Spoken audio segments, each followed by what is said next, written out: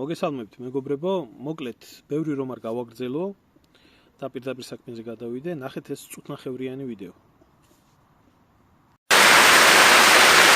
შემიძლია არ გკითხოთ იმ ძალიან მნიშვნელოვან რამეზე, რასაც მთელი ქართული საზოგადოება ძალიან შეაშფოთა საქართველოს პრეზიდენტის ვიზიტის დროს, სწორედ ერდოღანის წამოწდენამ თუ ნათქვამმა, რომ საქართველო არის თურქეთელი მესხების სამშობლოც და ეს იყო და ეს და თქვენ მოგეხსენებთ, რატომ იყო ეს ამბავი? ეს არის პოპულიზმი წმინდა წყლის, როგორც აქ ისე იქ. მე მინდა გითხრათ, რომ მე საკითხი კარგად ვიცი. ეხლა გეტყვით, მე გეტყვით მე თქვენ. ჯერ ეს ერთი აი როგორი რამეა, იცი? მე მაგალითად შევარაცხყოფილად ვცნობ თავს, როცა მესხებს თურქებს ეძახიან. აჭარლები თურქები არიან? არა, რასაკვირველია, ეთნიკური. ლაზები თურქები არიან? არა, რასაკვირველია. ხო? გურჯები იქ მაცხოვრებლები თურქები არიან? არა, ეგ არიან, ესენი არიან. ამ შემთხვევაში ლაზები და გურჯები ვინც იქ არიან, თურქეთის მოქალაქეები, ქართველები, მუსულმანი ქართველები. მესხები არ შეიძლება იყოს თურქები, ან თურქია, ან მესხია. მესხები არიან მოშკები. იმ ნაბუხოდონოსორის დროიდან არიან ცნობილი და ტიგლარ-პილას არის იმაზეა მოხსენიებული მესხები, როგორც ამ რეგიონის მაცხოვრებები. ეგენი არიან წმინდა წყლის ქართველები. მე ვიყავი სახელმწიფო კომისიის იმისი, რა ქვია, რეპატრიაციის სახელმწიფო კომისიის თავმჯდომარე. მე ვიყავი 6 ქვეყანაში, სადაც ეს არის პოპულიზმი დღეს, რასაც ჩვენ ვისმენთ, ტყუილებზე აგებული.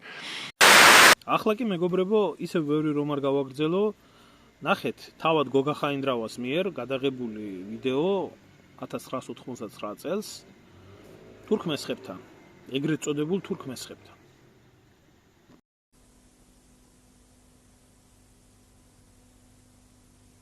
Значит, я юрист, житель города Ташкента, по национальности турок. Родители мои были переселены в Республике Средней Азии в 1944 году. Откуда, помните? Из южных районов Грузии, Ахалцихского района, Грузинской ССР. Вот. На протяжении 4-50-летия наш народ в Республике Средней Азии лишен элементарных своих конституционных прав. Они не могут осуществить свои права в области социального развития, политического развития, а также не могут решить свои языковые проблемы.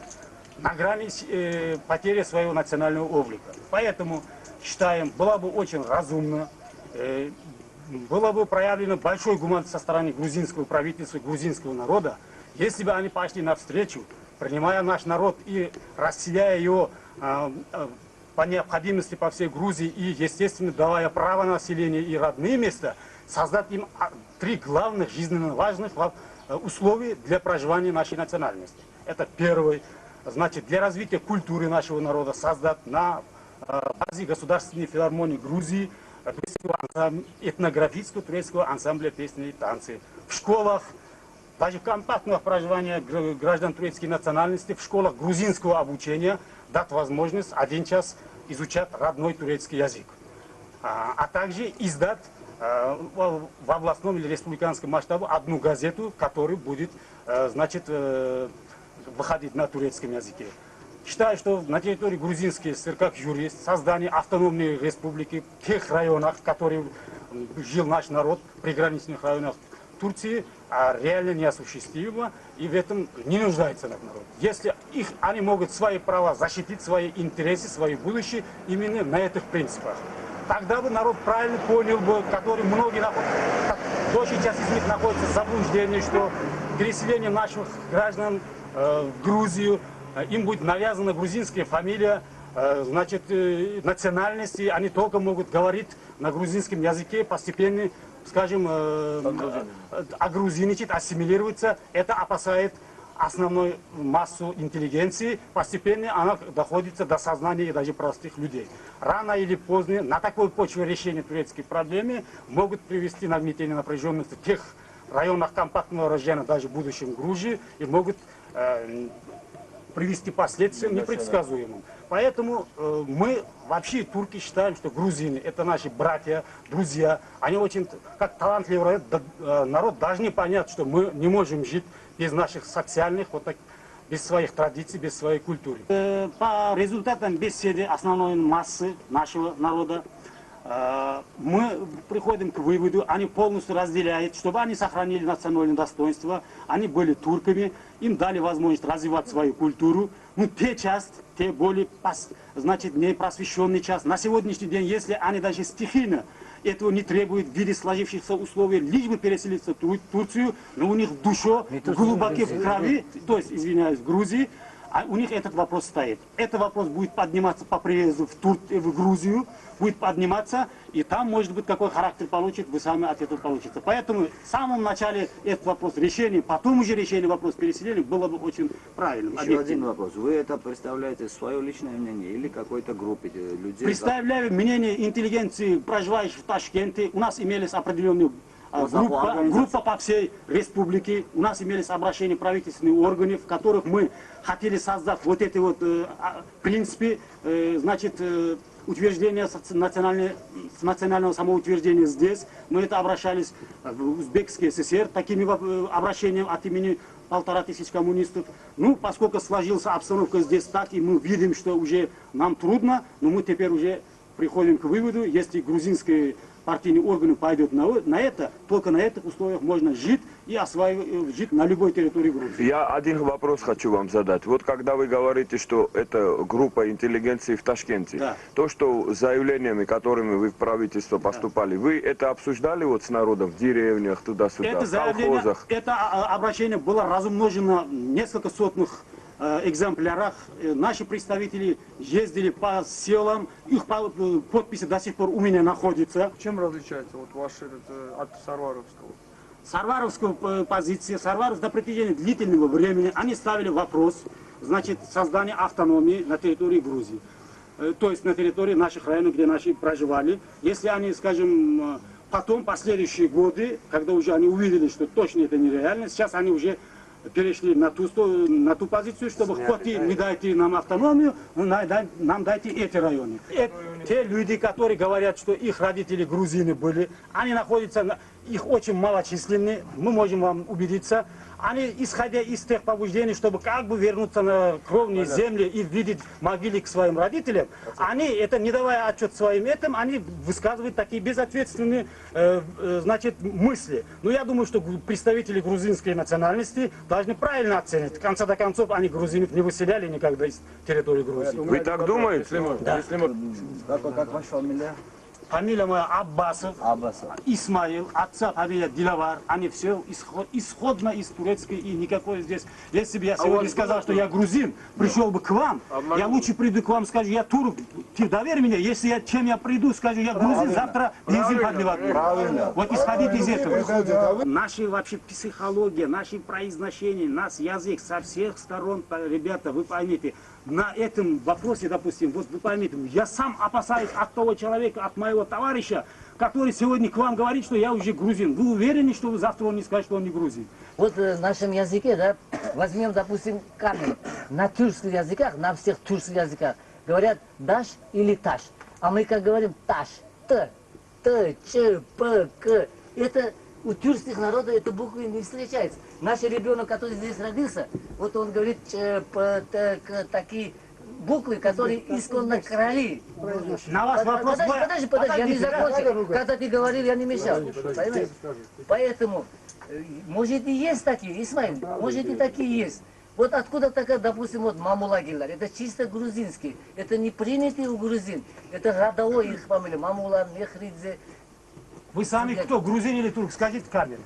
Я, если бы знал, если бы я знал. А те, которые вам говорят, что нет, мы грузины, мы хотим там принять, это авантюристы, это только не считающиеся интересом народа, преследуют недалеко идущие цели, которые приведет к неприятным последствиям для самого грузинского народа, не только нашим. Там будет вот такая война. Время самосознание народы поднимает. Дети, которые наши дети поднимутся, однажды поймет, что есть что. Это вопрос авантюра, поймите, товарищи. Лучше вы нас туда не пускайте, чем будете отнимать последний у нас. Мы ничего не отнимаем. Нет, если вы скажете, мы грузины, вы у нас все отнимаете. სამწუხაროდ პირი რუსულ ენაზე არის, რადგან როგორც ხედავთ, აი ამ ჩვენმა ძმებმა, ეგრეთ წოდებულმა ძმებმა, ქართული საერთოდ არ იციან.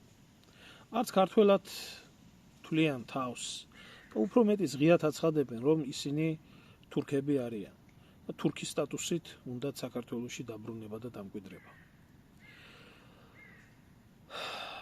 მე არ ვიცი ადამიანი როგორი გნიდა და მოღალატე იყო, უნდა იყო ბუნებით, რომ ეს ყველაფერი შენი თვალით ნახო, შენი ხელით გადაიღო, ყველაფერი საქმის კურსში იყო და შემდეგ საზოგადოებას შავით თეთრზე უმტკიცებდე იმას, რომ თურმე ისინი ქართველები არიან და ქართველობენ და ეს ყველაფერი თურმე დემაგოგია.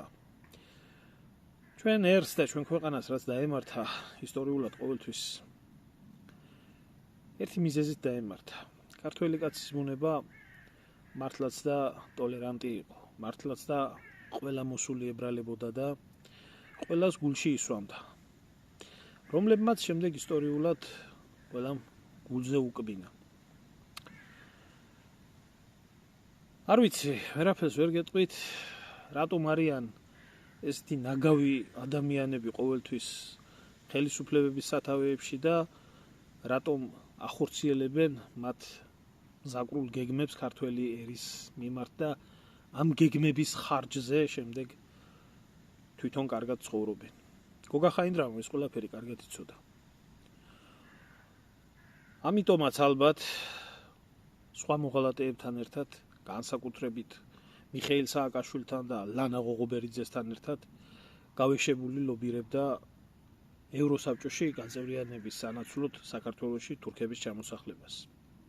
დიახ, ეს მათი დამსახურება არის, რომ 1999 წლიდან ქვეყანას ვალდებულება აკიდეს საქართველოში თურქების დასაბრუნებლად. აი, ახლა ის დრო არის მოსული, რომ ეს ყველაფერი რეალიზებაში მოხდეს. ხდება კიდეც. აი, ამ საუბრის დასასრულს მე მინდა შემოგთავაზოთ კიდევ ერთი პატარა ვიდეო, სულ რაღაც 1 წუთიანი, სადაც ერის მამად გამოცხადებული წმინდა ბიძინა ივანიშვილი ევროსაბჭოში მონურად უცხადებს, რომ ახალმა ხელისუფლებამ ძველი მოღალატეების აღებული ვალდებულება გადაჭარბებით შეასრულა და თურქების ჩამოსახლების გეგმა საქართველოში დაჩქარებული ტემპებით მიმდინარეობს.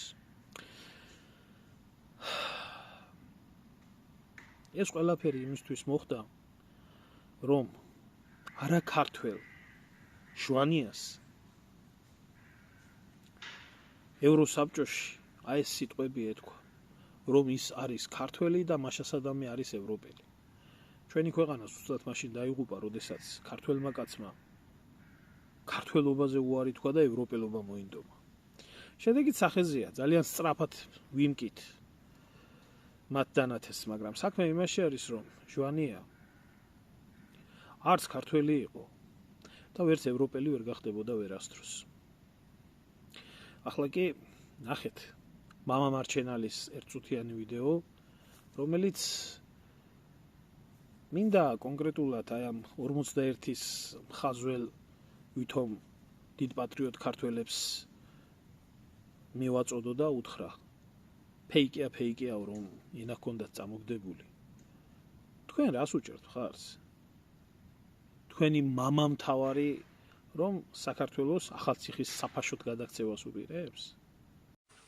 Mr. Prime Minister, as you know, as of April 1999, 1999 წლის აპრილის შემდეგ საქართველოს გახდა ევროსაბჭოს წევრი და გაქვს ვალდებულებები, მათ შორის ერთ-ერთი არის ეთნიკური მაჰმადიანი თურქების დაბრუნება საქართველოში. დღემდე მხოლოდ რამდენიმე ასეულმა მიიღო ეს სტატუსი უკან. აქედან გამომდინარე მაინტერესებს თქვენი პოზიცია ამ ადამიანებთან დაკავშირებით და მათი უკან დაბრუნების პერსპექტივები, ვიდრე ჯერ კიდევ არსებობს ვადა იმ ვალდებულების მიხედვით, რომელიც თქვენ გაქვთ აღებული. ჩემ შეხვედრებში გუშინ თუ დღეს ბატონ მინიონთან, ბატონ გენერალ მდივანთან და სხვა შეხვედრებზეც ყოველთვის ხაზს უსვავდი ჩვენს ვალდებულებებს ევროსაბჭოს წინაშე, იმასაც შეგახსენებთ, რომ 27 მარტს ახალმა ხელისუფლებამ ამასთან დაკავშირებით მიიღო ახალი დადგენილება და ჩვენ პროცესების მაქსიმალურ დაჩქარებას ვაპირებთ რაც შეეხება რაოდენობას განხილული საკითხების მე მგონი რომ თქვენ სწორი ციფრი არ დაასახელეთ, იქ 700 მეტია, უკვე 800 მეტია ვინც დააკმაყოფილეს და გარწმუნებთ რომ მოახლოეს 2 წელიწადში ჩვენ დაჩქარებული ტემპებით მოახერხებთ რომ ვისაც ექნება სურვილი და იქნება ამის ობიექტური საფუძველი დაჩქარებული ტემპებით ყველას ექნება საშუალება უახლოეს 2 წელიწადში დაჩქარებული ტემპებით კიდევ ვიმეორებ მიიღოს საქართველოს მოქალაქეობა. ჩვენ აუცილებლად შევასრულებთ ევროსტატის წინაშე აღებულ ვალდებულებას. Merci, monsieur Jens.